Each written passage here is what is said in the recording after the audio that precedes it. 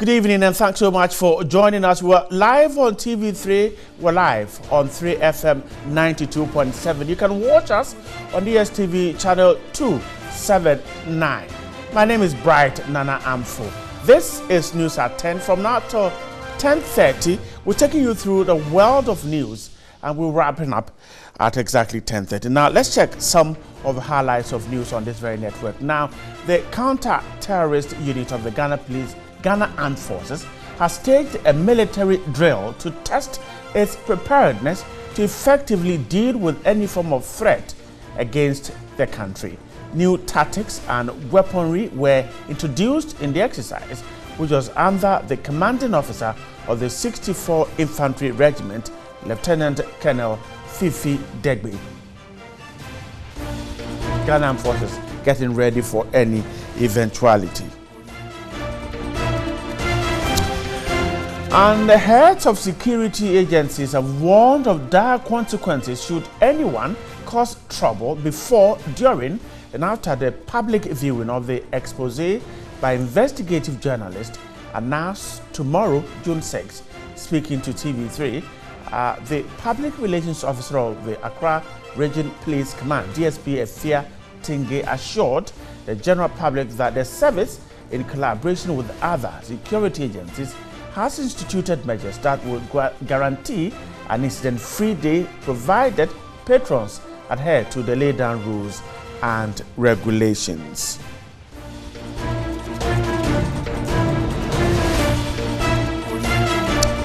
We'll tell you more about that later on. And the Minister for Environment, Science, Technology and Innovation, Professor Frimpong Boateng, says a ban on plastics is a solution to solving Ghana's sanitation problems. At a ceremony to mark World Environmental Day, he noted, though the ban will be rolled out gradually, it will contribute to managing the negative effect of plastics on sanitation.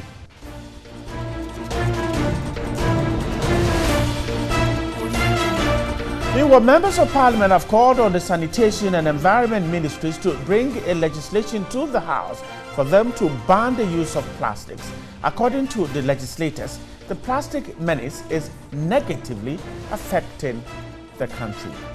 And finally, on the international front, Iran says it has begun work on increasing its uranium enrichment capacity in case its 2015 nuclear deal with the world powers collapses. The head of Iran's Atomic Energy Agency told reporters it was developing infrastructure to build an advanced centrifuges at the Natanz facility in the country.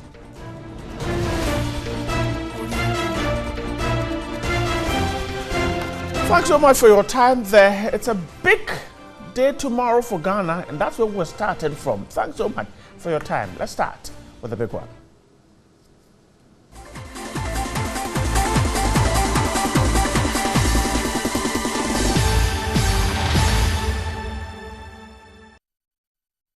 The day is tomorrow, and all is set for the premiere of the investigative report by journalist Anas Aremeyo Anas at the conference center here in Accra. But apart from the president of the Ghana Football Association, Kwesi Nyantakyi, who is said to have been indicted in a video, did you know Minister of State, who is also said to be playing a key role in the whole scandal?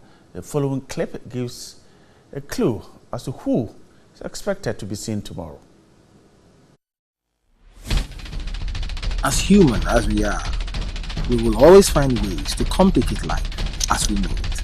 Even those who have so much will sometimes find ways of taking the little from those who don't.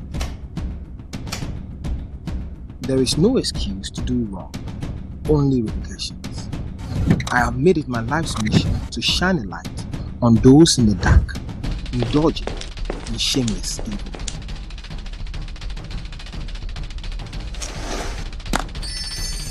I hide in plain sight.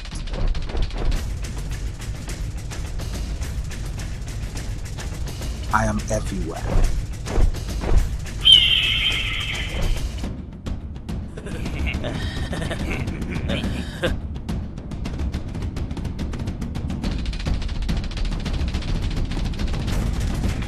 I can see what they hide from you.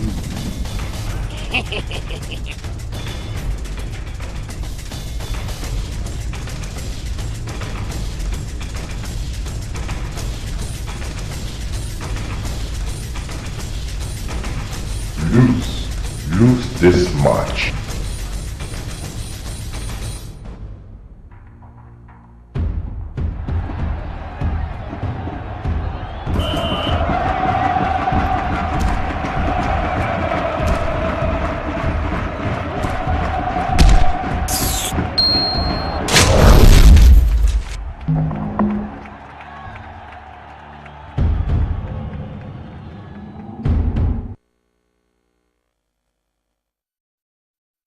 And this is exclusive to TV3. We're showing all that you need to know and see tomorrow before the D-Day, and we'll show you more about Anas's expose right after it's been premiered. Thanks so much for staying there. But we're staying on it because the Vice President, Dr. Mahmoud Bawumia, has thrown his support behind investigative journalist Anas Aremeyaw Anas ahead of the premiering of his latest investigative piece, number 12. The Vice President says more of such pieces are needed to curb corruption.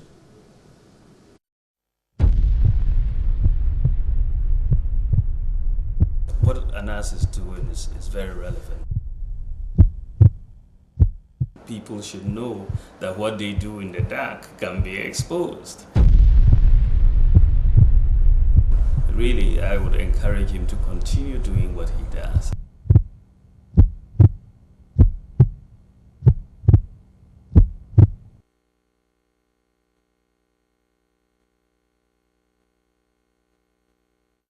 And that was the Vice President.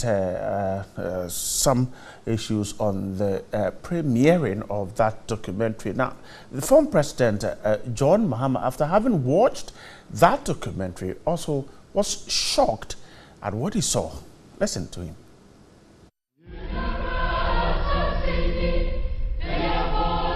For many years, we've been wondering, why the quality of our game keeps going down. Ghana was one of the greatest teams on the continent and internationally.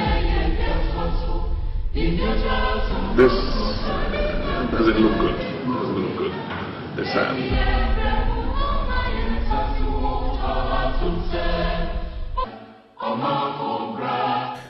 And of course, former President Kufuor also watched that documentary and was also sad at what he saw. But now let's talk about former Minister of Youth and Sports, Edwin Lante Van der Poel, also MP for Ododudu. He also watched the video and is expecting the premiering of that video titled Number 12, when misconduct and greed become the norm, will vindicate him. According to the former minister, it was his intention to investigate issues of Ghana football when he was in charge of youth and sports, but was limited by the change of government.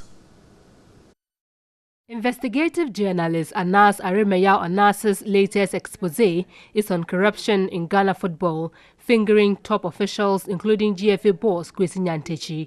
Though the investigative piece is to be premiered at the Accra International Conference Center on Wednesday, June 6, excerpts have already been screened to President Akufo-Addo, who subsequently called for the arrest of the GFA boss Kwesi Nyantakyi. The whole thing is about something that the Lord put on my heart when I was minister. I intended to do, and unfortunately the change of government did not permit me to do it. So it is my prayer that the film will touch on the same issues, and I know God wants those issues to come to the fore so that I will be vindicated. And so I'm great expectations. I will be there. I hope to be in the queue by 1 o'clock.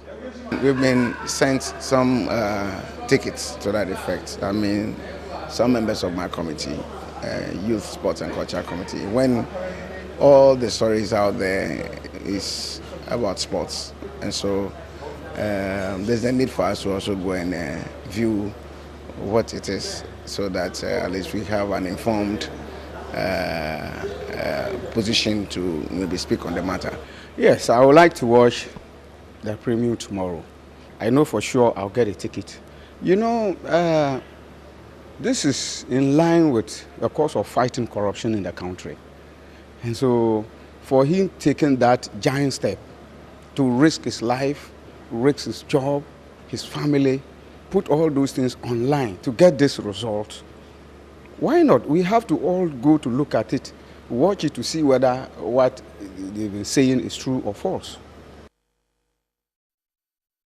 And members of parliament expectant of what is expected to be seen tomorrow. Meanwhile, heads of key security agencies have warned of dire consequences should anyone cause trouble before, during, and after the public viewing of the expose by Anas. Now, Efia Tengi, who speaks for the Accra Region Police Command, assured the public that the service, in collaboration with other security agencies, has put in measures that will guarantee an incident-free day, provided patrons adhere to the laid-down rules and regulations. Probably the most popular number currently in Ghana. I'm talking about the number 12, which happens to also be the name for the latest expose by investigative journalist Anas Arumeyao Anas. Now, this is supposed to be happening on the 6th of June 2018. That is the first viewing. We're looking at 4 viewings, 3 p.m., 5 p.m., 7 p.m. and 9 p.m. And at the end of the day, that is 6th June, we would be expecting about 6,000 people, Ghanaians or non-Ghanaians, to have viewed this expose that sheds the light on supposed corruption activities on the part of the president of the governing GFA, that's the Ghana Football Association. The organizers were busy at work when the news team arrived at the premises where the investigative piece would be premiered. The most outstanding of preparations was that of security. So far, so good. We are setting up. We are trying to set up the stage. We are trying to set up the booth for TV stations and radio stations to be able to broadcast live for any event that you need to prepare for risk. Whether it will happen or not, you need to prepare. So we are just want to be cautious. Several briefings were ongoing between the heads of national security, the military, police and the fire service. PRO for the Accra Regional Police, DSP Efia Tengi, was quick to throw a word of caution to any miscreants who might want to take undue advantage of the event to engage in any nefarious activities. It is not as if the program is a free-for-all program. Before you have access into the auditorium or the center, you need to have your card that is permitting you to enter. Otherwise, the police will not allow you. She assured the general public of utmost security at the event grounds come June 6 and 7. We expect that you comport yourself as much as you can and give the police the necessary cooperation, because we have to ensure that your life is protected to the maximum. Attendees will be screened by a walk-through and baggage scanner positioned at the entrance of the auditorium. The public is advised to avoid carrying any offensive weapons.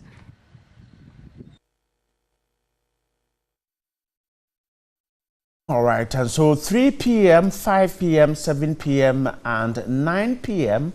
4 shows for tomorrow. That's the big one for the Accra International Conference Center. Now, let's get some more on this. Let's speak to the co-chair of the Citizens Movement Against Corruption, Adam Senanu. He just joined me via Skype. Adam, if you can hear me, good evening. Grateful for your time with us. Good evening to you too. Now, let's... Good evening. Great. Thanks so much. Now, let's start from here. Now, tomorrow's viewing is seen as one of the ways in fighting corruption. What will it add to the fight against corruption? Well, tomorrow will give us an opportunity to see firsthand what has been transpiring in the sports sector, specifically within the football terrain, and to get an understanding of the kinds of corruption that has prevailed. For many years, a lot of suggestions and speculation about what transpires there has been going round. And this time we have an opportunity to see firsthand what exactly has been happening care of Anas. And so it's a very important event tomorrow. It is important, but the key question is that we have almost every Ghanaian citizen is interested in the fight against corruption. What would change from tomorrow? I don't think that the fight per se will change, but what would happen that would be that once again would have had opportunity to see behind the veil in a sector that has been shrouded with a lot of secrecy and a lot of underhand dealings for many years. What it also does is to set a precedent where people who have engaged in these kinds of malfeasance and corruption, bribery, etc., in that sector will know that they have been exposed and they cannot continue to engage in such activities without worrying about an investigative journalist like Anas catching up with them. And so it also sets as a good precedent and a deterrent towards further such activities in the sector. At least it gives us an opportunity to also review in the sector and things that could be done better. Probably some reforms can come out of it. It depends on what Anas has for us tomorrow. If you say some reforms, exactly how do you mean? Now, tomorrow after we've seen the video, who should take what action and what reforms are you talking about? Well, we always say that good governance must be constantly demanded because it is not readily supplied. This is obviously an expose that covers public sector officials that are supposed to serve the interests of the nation. And it is likely that we'll be finding what transpires in the chain in terms of bids and contracts and procurement, etc. It gives us an opportunity, therefore, where we are able to identify what the loopholes are, how people have probably avoided certain things, to then say that, look, what do we tighten? What can we do better? What new processes or systems can we put in place to make things better for the sector and to build confidence in what transpires within the sports fraternity in general and in the sector? Some have suggested, for instance, that these persons, after having shown the video, government should take action. Others think that, well, the video alone is enough to name and shame. Where do you stand? We would expect government and its agencies to act robustly on any issues that come up. Otherwise, the incentive to have a continued investigation of such acts would be lost. And so, for all of us, we're expecting the government to act. But fighting corruption is not a one-tool approach. It's not something that requires just the public sector or government. It's all hands on deck. All of us identifying issues, speaking up and demanding that the right thing is what will keep the momentum going. And so we would not expect that it should just be government. It will just give us an insight as to what we should look out for as we go along this path of fighting corruption. I'm grateful for your time. Edem Senanu is a co-chair of the Citizens Movement Against Corruption. They're talking to me about the big thing coming up tomorrow. Stay with us. When we come back, we'll tell you what's happening. Plastics causing problems, ban them. We'll find out if that is the solution. Stay on. We're back in a second.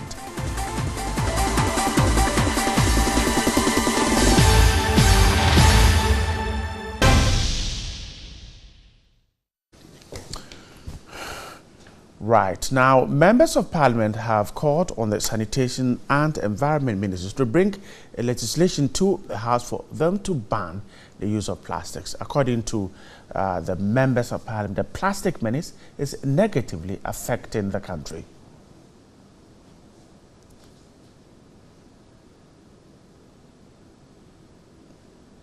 We must have to bring policies that will ensure that we ban plastics. When any talk of banning plastic is raised, the argument is that there are so many people in that industry. What are you going to do for them? What will be the alternative? I don't think that those people were born into those industries.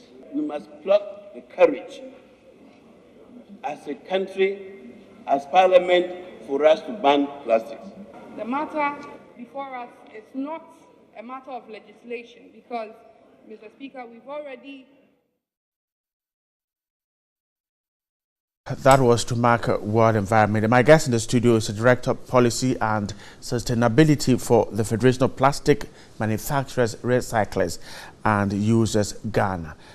David Mensah Tonyega is here. Good evening. Good evening. So, we're back to the same issue. Yeah. To ban or not to ban? Where do we go? Well, not to ban, because I always say what the parliamentarians are saying is more or less needless, because we are, it looks as if we are going in circles. We've gone there before and we are here again. We're here again. My challenge has got to do with something very simple. You are in Parliament, you enact laws. Now, let me take them back to 2012. When they enacted a law, Act 863, when these same challenges were there. And then we said, we want to empower the ministries to have more funds to support the collection of plastics in the system, so that recycling plants will have the capacity to expand to deal with what we have. Now, mind you, plastic is only contributing 16% to our waste stream. So, because it's visible, people are saying it is all plastics. Now, they went ahead, enacted the law. The law was, the act was passed into law. It has started implementation way back from 2013. And some monies have accrued. Monies have come. We're told the money is sitting there. But you see, my challenge now, I wouldn't want to go to the money, because you and I have been talking about the money time and time again. I'm going back to the parliamentarians. Why I said it's needless. You passed a law, and as part of the sections of that law, you said every year, the minister responsible for local government should come back, report to you, and tell you how much the money have accrued, what have they been using it for. From 2013 to 2018. It's not been done. They have never come to Parliament, not even once, to report. And that's a huge problem. A huge problem. Because it means that we're not doing anything about the problem. You have passed the law. The law is working. Part of it is working. The other part, you have just taken a blind eye on it.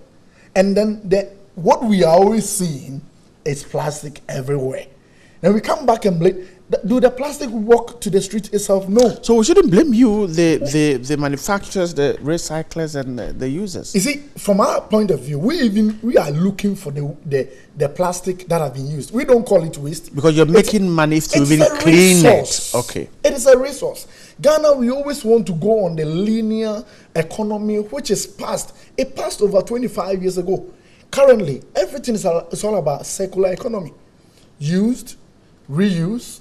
You don't dispose. It comes back to the raw material stream again. We use it again. Plastic, today, the minister himself made a staggering statement. He said, so far, 8.6 billion tons of plastic have been produced since the inception of plastic as a material. Now, out of this, 6.8 are in the system. 6.8 billion tons are in the system, which means plastic itself will not degrade unless, of course, we apply the oxo-biodegradable to degrade. Okay. So now that it's not degrading, it is a material that can be used, reused as often as we want to do. Okay. So it is needless from the perspective from the legislators that, okay, let us ban. Ban for what? The ban is not a solution. It is not a solution. In Ghana, somebody was talking about the fact that... How can you people push manufacturers to stop the concentration on banning? Let's wrap up on this. Okay. How can you people push? From us, it is very simple. From the federation point of view, or even the plastic manufacturers themselves. We are like a sub to the manufacturers. We are dealing with the recycling industry. And this is where our domain focuses. What we can do best is, don't let's pay lip services to challenges where it is World Environment Day, then we wear our jackets and we talk about it. No.